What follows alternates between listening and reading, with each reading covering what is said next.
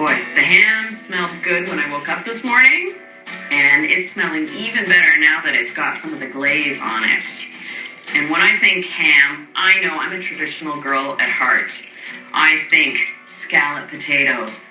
But of course, I'm going to put a little twist on them. I've called it a loaded potato bake. It has everything that you love in a loaded baked potato, but made into scallop potatoes. So I've got about 3 pounds of Yukon Gold potatoes. I like the Yukon Golds because they have just the right amount of starch, and I've preheated the oven to 350 degrees to bake the potatoes.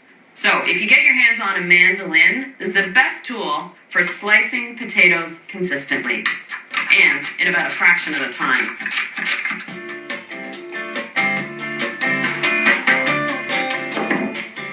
Now, my idea of a perfect loaded baked potato definitely has bacon bits on it. So I'll start with some bacon, 6 slices of bacon. I want to fry up the bacon, but I'll keep the bacon separate until I'm assembling the potatoes. That way it stays crisp, just like the bacon bits on top of a baked potato.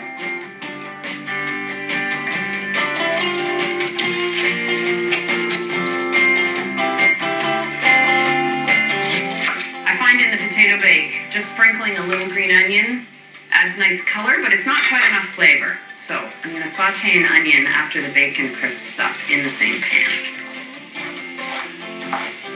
I'm getting all my elements ready because once it's time to start building the potatoes, I want to have everything close at hand.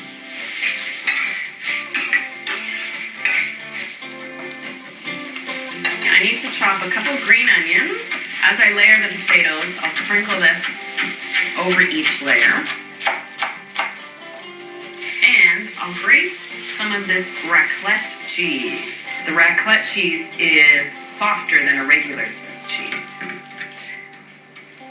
Go.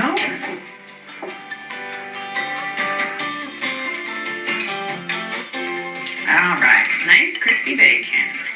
So now I have to cook down my onions just a little bit to soften them up. It's okay if they brown a little bit and caramelize. That's just going to add to the flavor. And I'll get a couple cloves of garlic ready. These are large cloves of garlic. I think if I had normal sized garlic, I would go with 3 cloves. But these are big cloves of local garlic, so I think I'm going to go for just 2.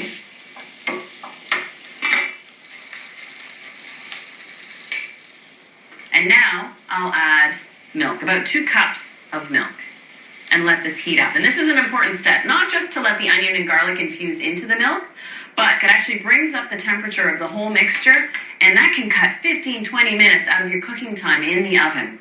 And in the meantime, I can start my assembly here. So I fan out a layer of the potatoes.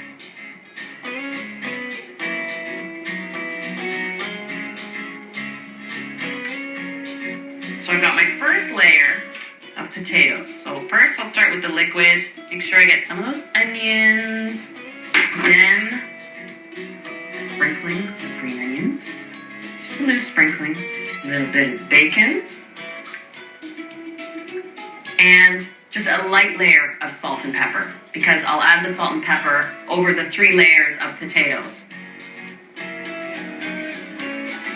And a sprinkling of the cheese. And where would I be without sour cream? I'm going to layer sour cream in dollops over top. See, doesn't this look like a great baked potato? So now the next layer of potatoes goes on top. And I'll just keep repeating this until I've used up all the potatoes.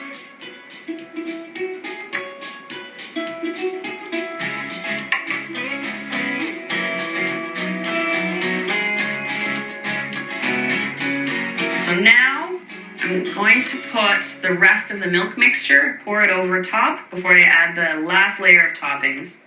And so when you make any sort of scallop potatoes, you don't want it completely submerged in the liquid.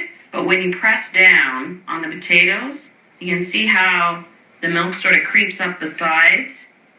Then you know you've got just the right amount. So the potatoes will settle into the liquid. They'll pick up the milk. Last 2 things, a little more sour cream. And the finishing touch, the last bit of cheese. Now, how many times have you made scalloped potatoes? And you're supposed to cover it in the oven.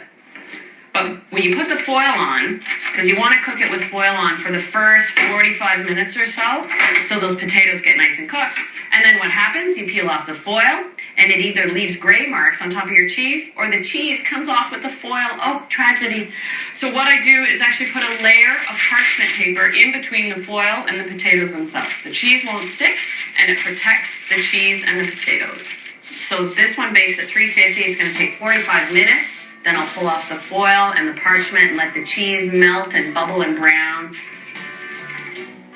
Oh, what a feast we are going to have. And I know we're going to have a great time at the wine festival.